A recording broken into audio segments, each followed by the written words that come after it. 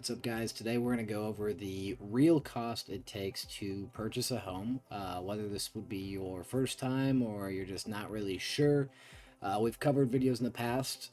My previous one just basically went over, you know, 7 stages of the home buying process, and that kind of briefly went over certain expectations that you can have for prices and things like that. But I'd really like to go into a deeper guide on this because I've talked to a lot of people, and a lot of people believe that home ownership isn't something that they're going to be able to acquire. And I just want people to know that there's options out there for that, but I also want to set realistic goals and expectations, because I feel like the biggest thing when people think about purchasing a home, their main ticket item is down payment.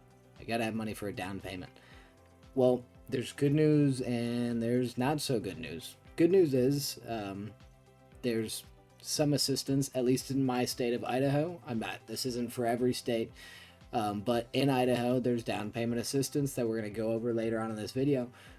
But also, you guys have to be aware for things like inspections, appraisals, earnest money, and closing costs. I mean, there's more than just a down payment that goes into purchasing a home. Sure, some agents are capable of negotiating things into the contract and having the seller pay for it, but that's not always the case, and oftentimes the market dictates what that's going to look like. Okay, perfect. Here is straight out of the website down payment assistance. So here's how it works.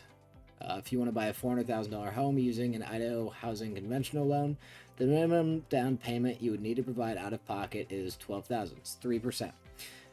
Using down payment assistance, you would only need to provide $2,000 because it's 0.5% of $400,000.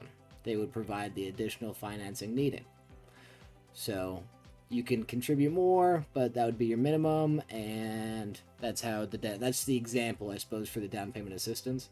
People in Idaho that are eligible, it's not just first-time home buyers. I want people to realize that. So if you've bought a home in the past and the situation has changed, it's not just for first-time home buyers. This is for everybody to be eligible.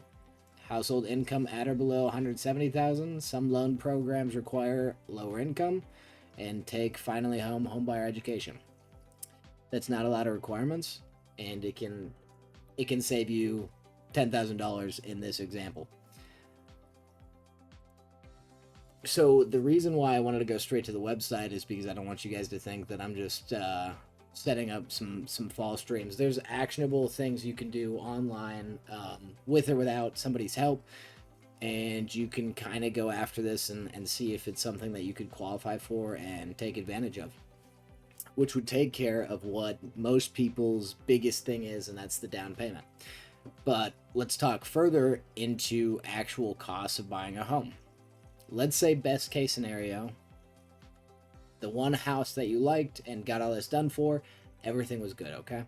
So you got the inspection done.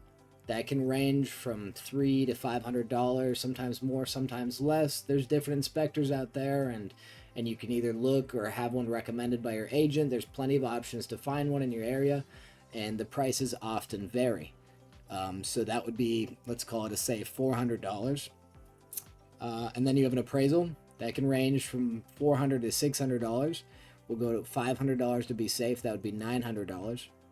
Your earnest money, the lowest I've seen earnest money go in a smaller town is about $500. Usually, they're going to want that to be $1,000, $2,000. Let's call it safe $1,000. So you're already at $1,900 without any down payment. And then after that, you would have closing costs, which is usually another 2 to 3%. So if the $400,000 example of that being $12,000, I mean, you're at $14,000 ballpark without a down payment. So I just want to set a realistic expectation is you're not necessarily going to have to pay the $14,000. I have had a lot of my clients in my past that we've gotten closing costs taken care of, inspections taken care of, and appraisals taken care of. So it's not always the case that you're going to have to pay that.